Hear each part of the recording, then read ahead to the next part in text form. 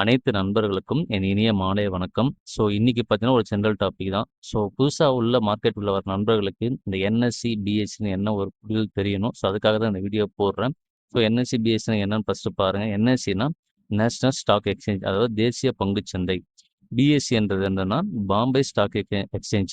இந்த பாம்பே ஸ்டாக் எக்ஸ்சேஞ்சும் இந்த என்எஸ்சியும் தான் நம்ம மார்க்கெட்ல ரன் ஆயிட்டு இருக்க ஸ்டாக்கோட நேம்ஸ். இது என்னன்னா உங்களுக்கு ஈஸியா புரியிற மாரி சொல்லணும்னா, இந்த பிஎஸ்சின்றது ஒரு பழமையான சந்தை. இந்த சந்தை வந்து 1875ல் நிறுவப்பட்டது. இந்த சந்தை பார்த்தீங்கன்னா, மும்பைல வந்து தலால் ஸ்ட்ரீட்ல வந்து இந்த ஃபர்ஸ்ட்டா பார்த்தீங்கன்னா, மும்பையோட ஸ்டாக் எக்ஸ்சேஞ்ச் ஆரம்பிச்சாங்க. இதுதான் நம்மளுடைய ஓல்டு ஸ்டாக்கோட எக்ஸ்சேஞ்சோட நேம். சரிங்களா? அதுக்கு அடுத்தது 1992ல என்எஸ்சி வந்து உள்ள வந்தாங்க. இதுல என்னன்னா ஒவ்வொரு இப்ப பிஎஸ்சி எடுத்தீங்கன்னா, ஒரு ஆல்மோஸ்ட் ஒரு 30 கம்பெனி வந்து உள்ள இருக்கும். என்எஸ்சி பார்த்தீங்கன்னா, ஆல்மோஸ்ட் ஒரு 50 கம்பெனி உள்ள இருக்கும். அதுக்கு தான் என்எஸ்சி பார்த்தீங்கன்னா நிஃப்டி 50ன்னு சொல்லுவாங்க. நிஃப்டி 50ன்னா டாப் 50 கம்பெனி உள்ள வந்து ரன் ஆயிட்டு இருக்கும். அதே மாரி பிஎஸ்சி பார்த்தா டாப் 30 கம்பெனி. அதுதான் சென்செக்ஸ்ன்னு சொல்லுவாங்க. அதுதான் உங்களுக்கு கீழ குறிப்பிட்டிருக்காங்க சென்செக்ஸ்ன்னு. இந்த பாம்பே ஸ்டாக் எக்ஸ்சேஞ்சுன்னா என்ன அப்டின்னா, இப்ப எக்ஸாம்பிள் உங்களுக்கு புரியிற மாரி சொல்லலாம். இப்போ ஒரு பொருள வந்து ஒரு டிபார்ட்மெண்ட் ஸ்டோர்ல வாங்குறீங்க, இல்ல ஹோல்சேல் கடையில வாங்குறீங்க பார்த்தீங்களா? அத பேஸ் பண்ணிக்கங்க. அங்கருந்து நம்ம ஒரு பொருள வாங்குறோம். அதே பேஸ் தான் நம்ம ஒரு கம்பெனிய வந்து பிஎஸ்சிலருந்து வாங்குறோம். அது மாரி தான் உங்களுக்கு ஈஸியா புரிதல் சொல்றதுக்காக தான் இந்த விஷயத்த சொல்றேன். ஒரு டிபார்ட்மெண்ட் ஸ்டோர் எடுத்தீங்கன்னா, நம்ம ஏதாவது ஒரு பொருள் திங்ஸ் வாங்கணும்னா, நம்ம அங்க போய் வாங்குறோம்ல. சேம் லைக் தான் பிஎஸ்சி. நம்ம ஒரு ஸ்டாக் பை பண்ணும்போது பிஎஸ்சில பை பண்றோம். அதுக்காக தான் பிஎஸ்சி நான் உங்களுக்கு எக்ஸ்பிளைன் பண்றேன். அடுத்தது பார்த்தீங்கன்னா என்எஸ்சி. சேம் லைக் என்எஸ்சில நம்ம ஒரு சில ஸ்டாக்க பை பண்ணுவோம். அதுதான் என்எஸ்சி. ஒரு சில கம்பெனி வந்து பார்த்தீங்கன்னா, என்எஸ்சில உள்ள ட்ரேட் ஆயிட்டு இருக்கும். அந்த ஸ்டாக்க மட்டும் வாங்குறது தான் என்எஸ்சியோட அந்த ஒரு ஸ்டாக் எக்ஸ்சேஞ்சோட வேல்யூ. அது என்னன்னா, அது ஒரு சின்ன சின்ன கம்பெனின்னு நெனச்சுக்கங்க. உங்களுக்கு ஈஸியா புரியிற மாரி சொல்லணும்னா, எக்ஸாம்பிள் இப்போ ஒரு சிஎஸ்கே டீம், ஒரு மும்பை இந்தியன்ஸ் டீம் இருக்கு. இப்போ வந்து சிஎஸ்கே டீம் வந்து நீங்க வந்து நிஃப்டி 50ன்னு வச்சுக்கங்க. உங்களுக்கு மும்பை இந்தியன்ஸ் பார்த்தீங்கன்னா, சென்செக்ஸ்ன்னு வச்சுக்கங்க. இவங்க 50 கம்பெனி வந்து இது உள்ள இருக்கு. இதுல வந்து பார்த்தீங்கன்னா, உங்களுக்கு ஒரு 30 கம்பெனி உள்ள இருக்கு. இப்போ எக்ஸாம்பிள் இப்போ சிஎஸ்கே வந்து உள்ள இருக்க அ ஆல்மோஸ்ட் உள்ள இருக்க மெம்பர்ஸ் எல்லாமே நல்ல பெர்ஃபார்மன்ஸ் பண்ணாங்கன்னா, இவங்களுடைய ஸ்கோர் போர்ட் வந்து இன்கிரீஸ் ஆகும். அதே பேஸ் தான் நிஃப்டி 50. அவங்களுடைய பெர்ஃபார்மன்ஸ் எல்லா கம்பெனியுமே அந்த டாப் 50 கம்பெனி நல்லா ரன் ஆச்சுன்னா, நிஃப்டி வந்து இன்கிரீஸ் ஆகும். இதுவே இவங்க டாப் 50 கம்பெனியுமே அதாவது உங்களுடைய பெர்ஃபார்மன்ஸ் நல்லா இல்ல, டீம்ல இருக்க எல்லாருமே பார்த்தீங்கன்னா, ரொம்ப வந்து குறைவான ரன் தான் அடிச்சிருக்காங்க அப்படின்னா, அப்ப என்ன ஆகும்னா, அவனுடைய ஸ்கோர் போர்டு வந்து இறங்கும். இதுதான் ஈஸியா புரியிற மாரி உங்களுக்கு சொல்றேன். இதே கான்செப்ட் தான் அந்த நிஃப்டி 50ல வரும்.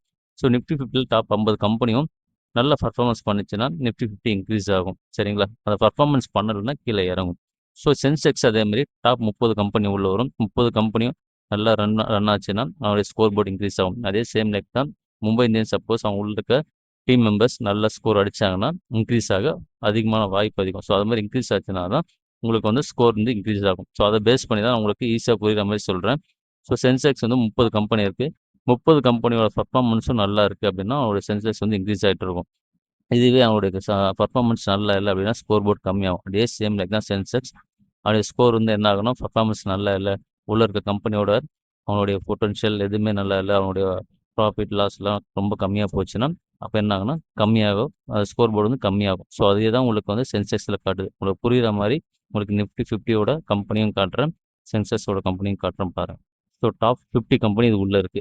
இதுதான் நிஃப்டி 50யோட பெர்ஃபார்மன்ஸ்க்கான தூண்டுதலான ஒரு விஷயம். இதுதான் இந்த 50 கம்பெனி வந்து உள்ள வந்து ரன் ஆயிட்டு இருக்கு. இந்த 50 கம்பெனியோட நேம் லிஸ்ட் உள்ள உங்களுக்கு காமிச்சிருக்கேன். நெக்ஸ்ட் குடுத்தீங்கன்னா, அடுத்த பேஜ்லயும் உங்களுக்கு அடுத்த கம்பெனிஸ் வரும். ஒவ்வொரு பேஜும் பாருங்க. எல்லா கம்பெனியும் உள்ள வந்துரும். இது எல்லாமே நிஃப்டி 50ல ரன் ஆகுற கம்பெனி. அடுத்தது சென்செக்ஸ்ல என்னென்ன கம்பெனி ரன் ஆகுது. ஆல்மோஸ்ட் ஒரு 30 கம்பெனி சென்செக்ஸ்ல ரன் ஆயிட்டு இருக்கு. அந்த 30 கம்பெனி உங்களுக்கு ஷோ பண்றேன். இதனுடைய பெர்ஃபார்மன்ஸ் நல்லா இருந்தா மட்டும் தான் சென்செக்ஸ் இன்கிரீஸ் ஆகும். இதனுடைய பெர்ஃபார்மன்ஸ் லோவா இருந்துச்சுன்னா, சென்செக்ஸ் வந்து கம்மியாயிட்டே இருக்கும். அந்த மாரி டைம்ல நம்ம கம்மியாகும்போது உள்ள போயிட்டு பை பண்ண பார்க்கணும். இதுதான் என்எஸ்சி, பிஎஸ்சியோட பேசிக் இன்ஃபர்மேஷன். இதனோட கேண்டில்ஸ்டிக் உங்களுக்கு காட்டுறேன். ஆல்மோஸ்ட் 50 கம்பெனியோட பெர்ஃபார்மன்ஸ் 50 கம்பெனியுமே நல்லா பெர்ஃபார்மன்ஸ் பண்ணுச்சுன்னா, இன்கிரீஸ் ஆக வாய்ப்பு அதிகம். கம்பெனி வந்து ரொம்ப வந்து பெர்ஃபார்மன்ஸ் இல்ல, லோ பெர்ஃபார்மன்ஸ் காட்டுது அப்படின்னா, டிக்ரீஸ் ஆகுறதுக்கு வாய்ப்பு அதிகம். இதுதான் என்எஸ்சியோட நிஃப்டி 50யோட வேல்யூ எப்படி வந்து உங்களுக்கு புரியிற மாரி சொல்லணும்னா, இதுதான் ஈஸியான மெத்தட். அந்த 50 கம்பெனி நல்ல பெர்ஃபார்மன்ஸ் குடுச்சா இன்கிரீஸ் ஆகும். பெர்ஃபார்மன்ஸ் இல்லன்னா கீழ இறங்க வாய்ப்பு அதிகம். அதுதான் இப்ப மார்க்கெட் நடந்திருக்கு. சேம் லைக் தான் சென்செக்ஸ். டாப் 30 கம்பெனி உள்ள இருக்கு. 30 கம்பெனியோட வேல்யூ, அவனுடைய ஷேர் வேல்யூ இன்கிரீஸ் ஆச்சுன்னா இன்கிரீஸ் ஆகும். இல்ல அவங்க பெர்ஃபார்மன்ஸ் ரொம்ப லோவா இருக்குன்னா, கீழ டிக்ரீஸ் ஆயிட்டே இருக்கும். ஸோ இதுதான் என்எஸ்சி அண்ட் பிஎஸ்சியோட பேசிக் இன்ஃபர்மேஷன். ஸோ உங்களுக்கு ஈஸியாக புரியுறதுக்காக தான் நம்ம சின்ன வீடியோ உங்களுக்கு கிரியேட் பண்ணியிருக்கேன். ஸோ புதுசாக வர நண்பர்களுக்கு எல்லாமே ஈஸியாக இருக்கும். எப்படி என்எஸ்சி பிஎஸ்சி உங்களுக்கு அனலைஸ் பண்ணணும், ஸோ என்ன கம்பெனி உள்ளே இருக்குது, சென்செக்ஸில் 30 கம்பெனி உள்ளே இருக்குது, நிஃப்டி 50ல் 50 கம்பெனி உள்ளே இருக்குது. ஸோ இது எப்படி அப் ஆகுது, எப்படி டவுன் ஆகுது உங்களுக்கு ஈஸியாக கொடுத்துருக்கேன். ஸோ இந்த வீடியோ பாருங்கள், உங்களுக்கு ஒரு புரிதல் கிடைக்கும். ஸோ புதுசாக வர நம்மளுக்கு யூஸ்ஃபுல்லாக இருக்கும். ஸோ இந்த வீடியோ பிடிச்சிருந்தா likes and subscribe and comment கொடுங்க. அடுத்த வீடியோவில் பார்க்கலாம். நன்றி நண்பர்களே.